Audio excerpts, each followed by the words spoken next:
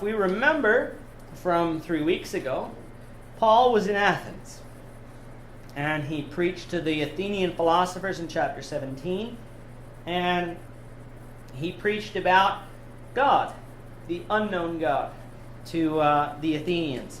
And he preached about God being the creator, and that there are no other gods besides him, that God doesn't need to be worshipped by men's hands. He also does not dwell in temples made with hands.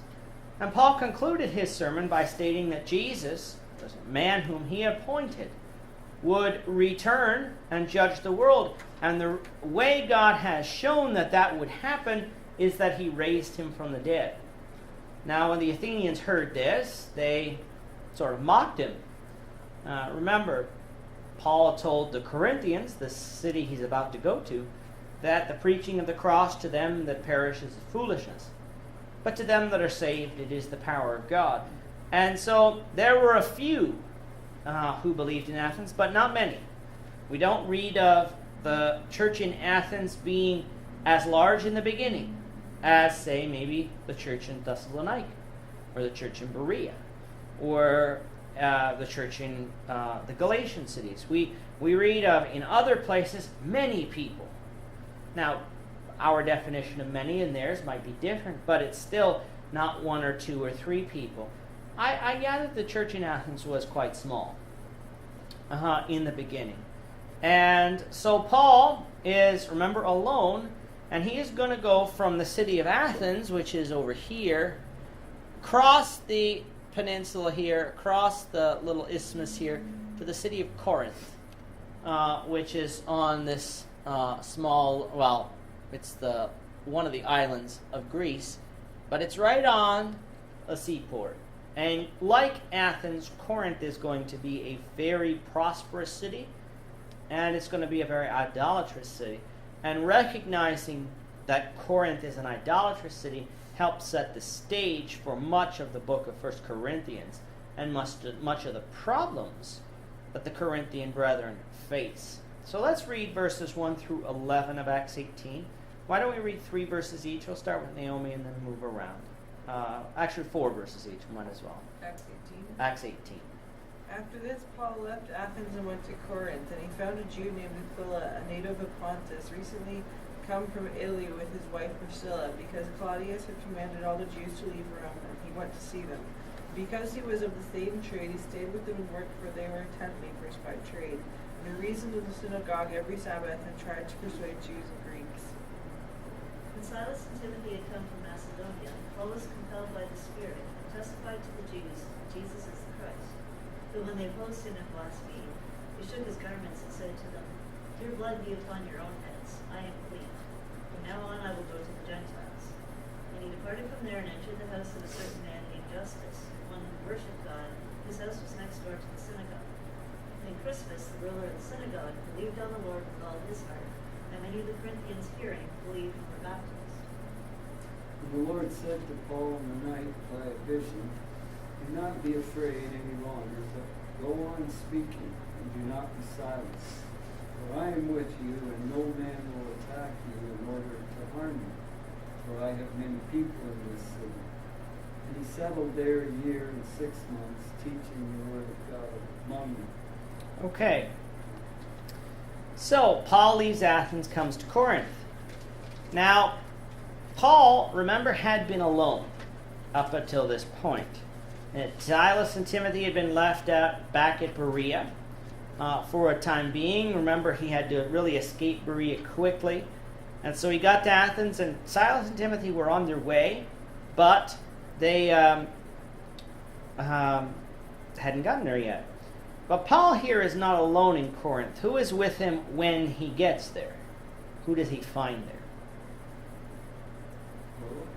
Aquila and Priscilla, his wife. And it says that they are Jewish Christians.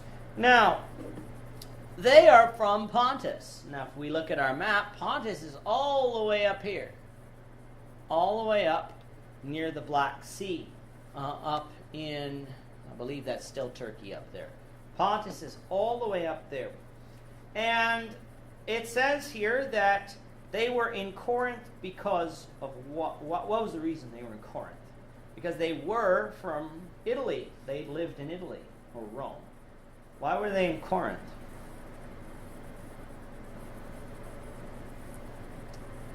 Claudius ruler commanded all of the Jews to leave Rome. Yeah. Claudius had kicked the Jews out of Rome. Claudius Caesar, who reigned from 41 to 54 AD, had banished all the Jews from Rome. So, Aquila and Priscilla being Jews, that's how we know that they are Jews. And verse 2 would tell us as well that they had to leave. So, we might ask the question, when did Priscilla and Aquila become Christians? Well, this verse doesn't tell us specifically. We don't believe Paul, in any of the maps we've seen, ever got this far north. That's not saying someone else didn't, but perhaps, since they were Jews, they were one of the ones on the day of Pentecost. Let's go back to Acts chapter 2. I'll get Bill to get verses 8 and 9 of Acts chapter 2. And we'll note where the different peoples were from. And how is it that we each hear them in our own language to which we were born? Parthians, and Medes, and Elamites, and residents of Mesopotamia, Judah, and Cappadocia, Pontus, and Asia. Okay. So there are people from Pontus there. I'm not going to say that Aquila and Priscilla absolutely were there, but it is quite possible that either they were there or the people that were there when they went back home were some of the ones involved in teaching. So it's quite possible either of those two situations occurred. They were Christians. And somehow Paul seems to know them. So he's obviously run into them before. We haven't. We will. This chapter is going to, they're going to play a key part in the last part of this chapter. And we're going to find, if you read the letters Paul writes, at the back of them, when the chapters we like to skip all the names that Paul greets, in a few of them, Aquila and Priscilla are there. And so these are strong members of the church at that time. And the one point I did miss was that Pontus was one of those places that had many Jewish Christians. Naomi, you want to get 1 Peter chapter 1, verses 1 and 2. Peter, an apostle of Jesus Christ, to those who are elect exiles of the dispersion in Pontus, Galatia, Cappadocia, Asia, and Bithynia, according to the foreknowledge of God the Father and the sanctification of the Spirit, for obedience to Jesus Christ, and for sprinkling with his blood, may grace and peace be multiplied to you. The entire book of 1 Peter was written to this region: Pontus, Bithynia, Cappadocia, Galatia, and Asia.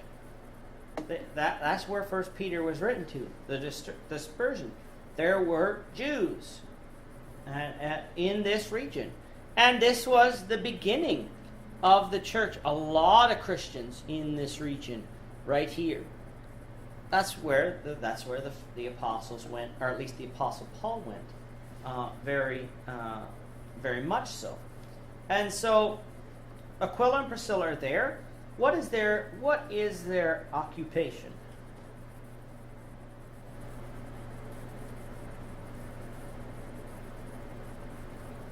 What is their occupation, according to verse 3? They're tent makers. And it is absolutely important that we know that Paul was also a tent maker, says, and because he was of the same craft. Paul was a tent maker as well. We don't think of that about Paul.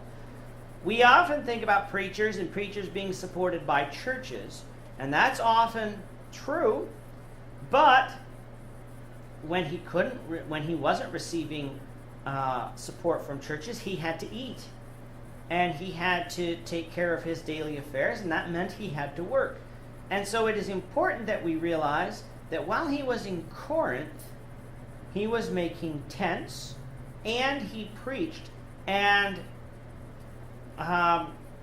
is that if you read Paul's letters to the Corinthians, that was one of the reasons why they were skeptical of Paul as a preacher compared to maybe Apollos or someone else, is because he wasn't a full-time preacher. He had his problems that people said, well, he wasn't an apostle. But Paul many times says, I didn't take wages of you. I robbed other churches to do you service. And so that was some of the things Paul had to face among the Corinthians, because they knew he wasn't being supported as a full-time preacher. Even though he was a full-time preacher, I'm just saying as far as being supported as that, he had to do secular work. Tammy, you want to get 2 Corinthians chapter 11, verses 7 to 9.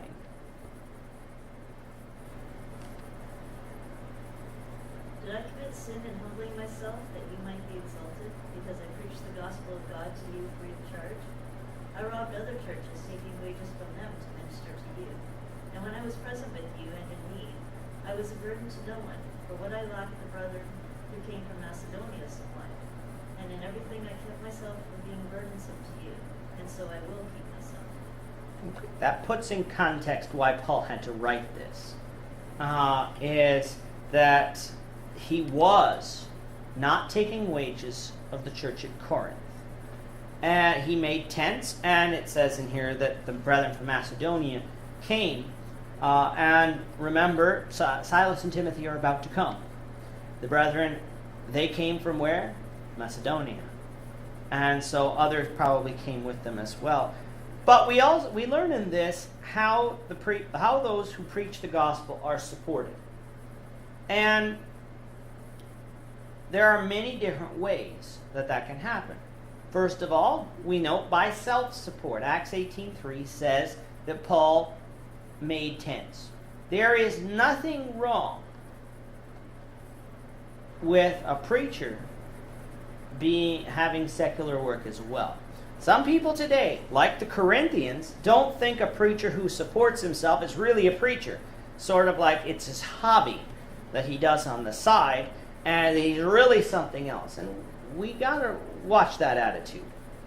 Yes, it's nice if a preacher can be supported fully by a church or through other churches helping support him. It's nice because he can fully devote his time to the gospel. However, if a preacher either chooses not to or through necessity can't, they're not to be looked on any differently because somehow they are less of a preacher. And the Corinthians had that attitude. That Paul, he wasn't like these other preachers that came to him. He had to do work. That must mean he's not as good of a preacher because he couldn't raise money from other people to support him. But, so that's one way a preacher can support himself. Another way is other churches supporting a preacher in a particular city. We read that in 2 Corinthians 11, but let's get Philippians chapter 4. Bill, if you want to get Philippians chapter 4, verses 15 to 17.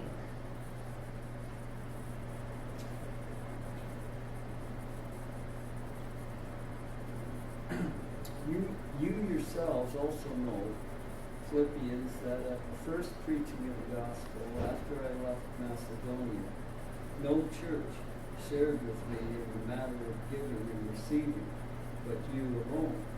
For even in Thessalonica you sent a gift more than once for my needs.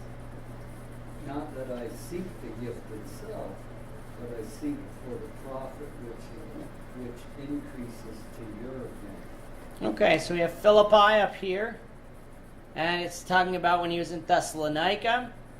No one in Macedonia sent to his need. No church communicated with me concerning giving and receiving, except for you. And so, again, this is an example of a church sending Paul the money. Now, it's interesting to note here that it was the preacher that was sent the money. Paul was in Thessalonica. There was a church in Thessalonica. But it didn't say you sent to the church in Thessalonica who gave to me. No. the church in Philippi sent to Paul. They were supporting the preaching of the gospel. They were supporting Paul. They were not supporting the church in Thessalonica. And that is our example. If another church is going to support the gospel someplace else, the spreading of the gospel someplace else, they are supporting the preacher, the one doing the preaching. They are not setting up an organization that helps support another church. That's the denominational way today. And that's why many of the preachers have trouble with the federal tax system today, because all the denominations, what they do, if we were a denomination, we're a small church and can't support the preacher fully, well, we'd have other denominations that we might be affiliated with. They would send money to the treasury of this church, and that church would just pay the preacher. It's very clean. It's very, people say, well, it's a better way. You don't have checks coming from here, there, and everywhere. As a preacher who's supported from other congregations, yeah, I have many different checks that come in every month. And I got to wait for all of those checks. Wouldn't it be nice if I just had one check? Bill give me a check at the beginning of every month, and that was my salary. Wouldn't it be great? It just wouldn't be authorized. That's not the example we have. The church sent to Paul. And this is God's way. Oftentimes man comes along and says, well, I have a better way. David had a better way to transport the Ark of the Covenant. We all know how that turned out. Nadab and Abihu had a better way to get the fire to burn on the altar. We all know how that turned out. Saul had a better way that rather than waiting for Samuel to offer the sacrifice, he did. And we all know how that turned out. Man always has better ways to do things rather than God's way. But if we're going to follow God, we must do things God's way. So we can have a preacher's self-support through secular work. We could have other churches supporting a preacher, or we could have the local church supporting the preacher. And for 2 Corinthians 11 we already read, but when Paul says, I robbed other churches to do you service, that is implying that Corinth could have paid him, but they didn't. Paul wasn't going to allow them to. But Paul isn't saying that they couldn't have done it. He's just saying that he didn't want them to do it. And those are Paul's reasons. And so you can have, of these three, you could have all three. You could have 2 out of the 3. This church helps support me, but other local churches as well. When I first started here, had secular work along with, I was supported by all 3 of these means. There was a local church here. There was other churches, but I did not have full support, and so I had secular work on the side as well. Though that's the way preachers are supported, through these means. But again, we find how this was done by the Scriptures. The Scriptures teach that the preacher is deserving to be paid. He's doing a work.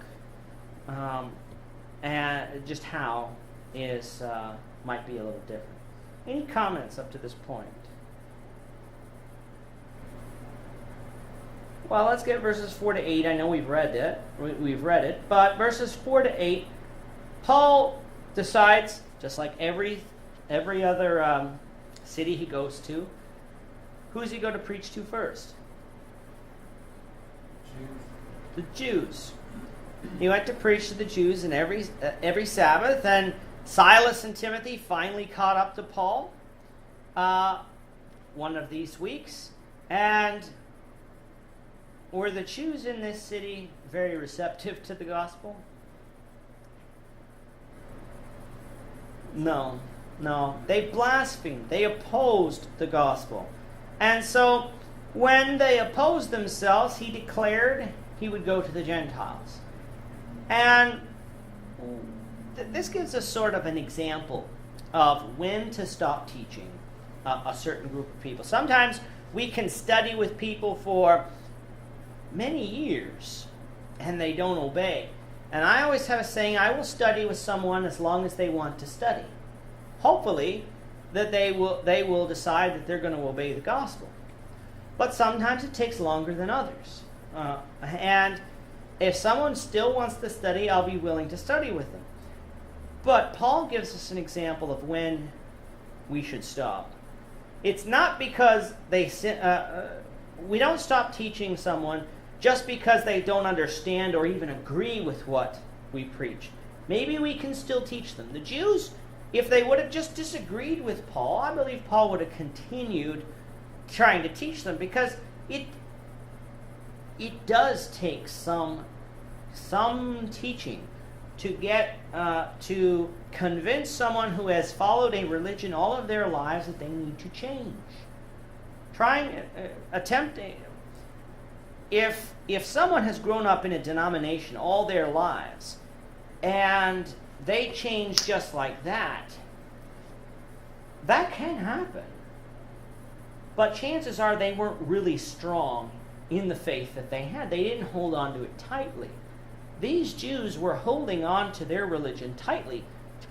They needed some convincing. But that's not what the Jews were doing here. The Jews were acting dishonestly by making any argument to keep themselves from accepting the truth. They were blaspheming. Paul was not going to have any of that. If they were going to do that, he was going to move on. Naomi, you want to get Acts chapter 13, verses 45 and 46. But when the Jews saw the crowds, they were filled with jealousy and began to contradict what was spoken by Paul or violate him. And Paul and Barnabas spoke out boldly, saying, "It was necessary that the word of God be spoken first to you. Since you thrust it aside and judge yourselves unworthy of eternal life, behold, we are turning to the Gentiles." Okay, this is on Paul, another one of Paul's journeys, and the same sort of thing happened. They were just out and outright rejecting it. It's not that they were wanting him to come and we just don't quite understand, or we like to hear more. No, they were out and outright rejecting it.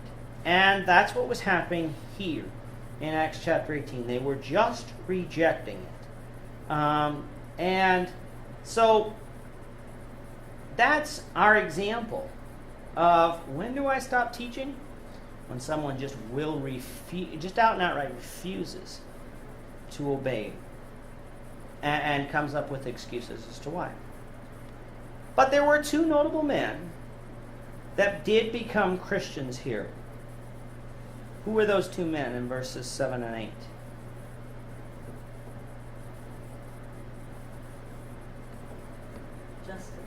Justus and Crispus. So we have Justus, he lived next to the synagogue. And we have Crispus, who was the chief ruler of the synagogue. He would have lost his job for becoming a Christian. And that goes to the example Jesus gives in Luke chapter 14, verses 25 to 33, about counting the cost. He believed the gospel and gave up his job to become a Christian. That was an important job. A chief ruler of the synagogue. It would be a high-paying job, a prestigious job, an important job. And yet he gave that up to become a Christian. And so we have these two men, two notable men. And here we have, if you have a red letter version of your Bible, you have red letters in this chapter. What did the Lord, Paul had been dealing with some problems in this city. What did the Lord tell Paul he was to do?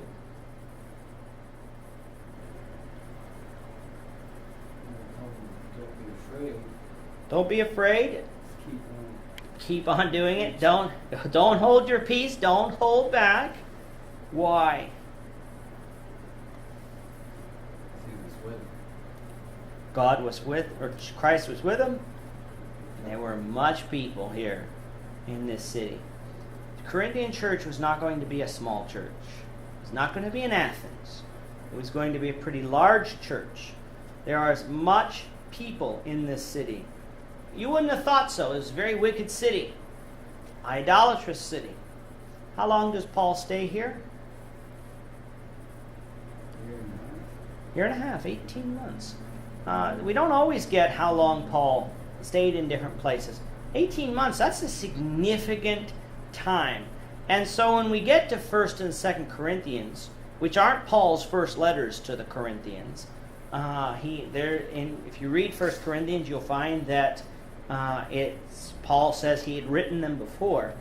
But that's why he's so close to this congregation. He was there for a long time. And so he would know the people there, he would know their problems, and would be able to talk them through some of their problems. Paul stayed there in Corinth for 18 months, and he is going to face more problems during those 18 months. So let's read verses 12 through 17 of Acts 18. We'll start with Tammy. Why don't we read 2 verses each? When Gallio was proconsul of Achaia, Jews with one accord rose up against Paul and brought him to the judgment seat, saying, "This fellow persuades men to worship God contrary to the law." But when Paul was about to open his mouth, Gallio said to the Jews, "If it were a matter of wrong or a vicious crime, O Jews, it would be reasonable for me to put up with you. But if there are questions about words and names in your own law, look after it yourselves. I am unwilling to be a judge of these matters." And he drove them from the tribunal, and they all seized Sosthenes, the ruler of the synagogue, and beat him in front of the tribunal. But Gallio paid no attention to any of this. Okay, so again, the Jews are upset with Paul. He's teaching these Gentiles, and he's teaching Jews that they shouldn't follow the law. And so the Jews made an insurrection, but what did Gallio have to say about that?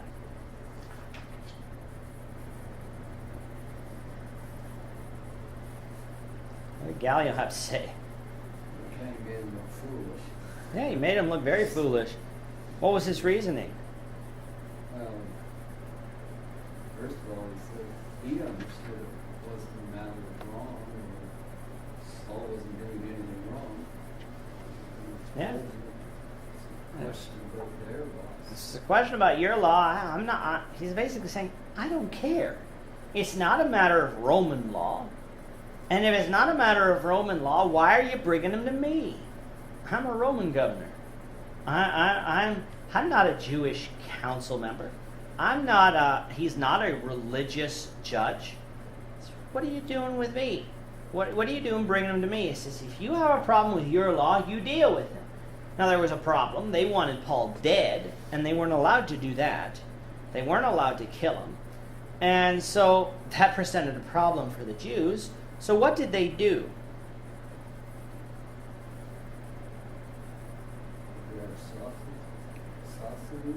Sosthenes, chief ruler of the synagogue, what did they do? They beat him, and they beat him before the judgment seat, and what did Gallio do? Nothing. They were absolutely incensed. They beat Sosthenes, the chief ruler of the synagogue, and Gallio didn't care any more of it. This is a very, very strange man, we might think. Well, why does he not care? Because that's how the Romans regarded the Jews. They were troublemakers, but at the same time, they didn't care if it wasn't against Roman law. If they kept the peace and it wasn't against Roman law, these proconsuls weren't going to risk much of anything to save someone from another religion. Sosthenes wasn't a Roman citizen. Had they beaten a Roman citizen, probably would have been a little different. But they beat a Jew. And they did it to get attention. Gallio didn't care. He didn't care, and basically that was it. This is what Paul was facing. when he was in Corinth. And after 18 months, Paul was going to leave. And so the letters of 1 Corinthians and 2 Corinthians will be written later. Paul was going to leave here, and another person was going to come in and preach, and he was going to preach the truth, but it's going to set the stage for the understanding of what happens in the first part of 1 Corinthians. So let's read 18 to 23. We'll start with who? Whose turn is it? Is it Bill's? Oh, it's Naomi's? What? Okay, we'll start with Tammy then. And why don't we read 2 verses each, 18 through 23. So Paul still remained a good while. Then he took leave of the brethren and sailed for Syria, and Priscilla and Aquila were with him. He had his hair cut off at Centurion, for he had taken a vow. And he came to Ephesus and left them there, but he himself entered the synagogue and reasoned with the Jews. When they asked him to stay for a longer time, he did not consent, but taking leave of them and saying, I will return to you again if God wills, and set sail from Ephesus. When he had landed at Caesarea, he went up and greeted the church, and then went down to Antioch. After spending some time there, he departed and went from one place to the next through the region of Galatia and Phrygia, strengthening all the disciples. Okay. So Paul's in Corinth. He goes to Cenchrea, which is right over here. And he made a vow. He shaved his head. Where is that? I was trying to find it. Verse 18. He shaved his head, for he had a vow. A lot of people look at that and say, well, was this... they're wondering what type of vow this was. Whether this was a Jewish vow or what. Remember, Paul was a Jew. And there was nothing wrong of taking a vow, as long as it wasn't going to be demanded on all Christians to do that. Paul was a Jew. He was going to observe the Passover. He was going to observe the Feast of Pentecost. He was going to still be a Jew. But he wasn't going to allow the Jewish traditions if they broke what the law of Christ said, he wasn't going to do that. And he wasn't going to bind Jewish traditions on Gentiles because they weren't under the law of Moses. But he came to Cenchrea, he took a vow, and he shaved his head. From there, he went from Cenchrea all the way around, came to the city of Ephesus. Again, we have a book of Ephesians written to the church in this city, Ephesus. They wanted him to stay, and what was his response?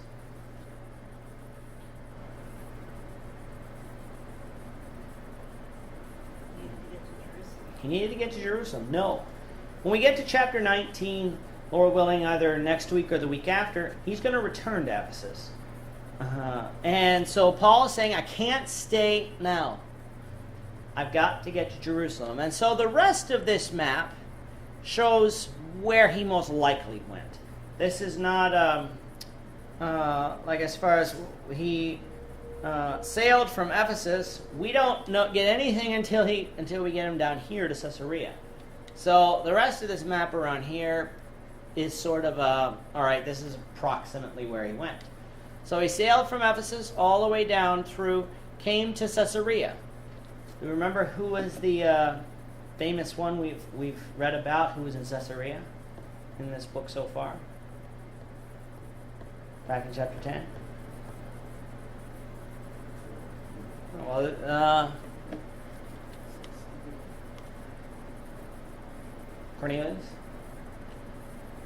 Cornelius was in Caesarea.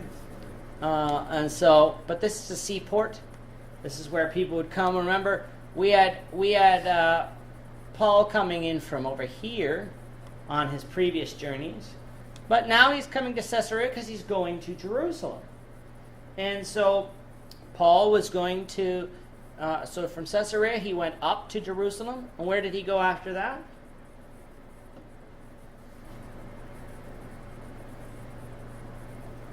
He went up to where he started, all the way up here in Antioch, in Syria. And let me just pull up the other map. I didn't have that started. Let's see if I have the other map ready to go. So from Antioch, so he's up in Antioch, and he has now completed 2 journeys, 2 what we would call missionary journeys. And so from Antioch, where does he go? Well, it says he went all over Galatia and Phrygia, which is around here. Same churches he's been to all along. He's gone through Tarsus and Derbe and Lystra and Iconium and Antioch and Phrygia. He's gone through all of those places. He's again going among the churches that he knows. And so it's not amazing that he has letters written to the churches he's from. Galatians. He's been down to the churches in Galatia 3 times at least in his journeys. He's been through them. In each of his 3 journeys he's made so far, he's gone through the churches of Galatia. He's going to go through Ephesus. He's going to have 2 letters to Corinth. He's going to have letters to Thessalonica and Philippi and Colossae, which we don't have him actually going to. Colossae is one of those places we don't have record of him going to directly. But many of these letters are written to places he has been before. And so he's in these places, and we're going to note that Aquila and Priscilla are not with him. Where did they stay?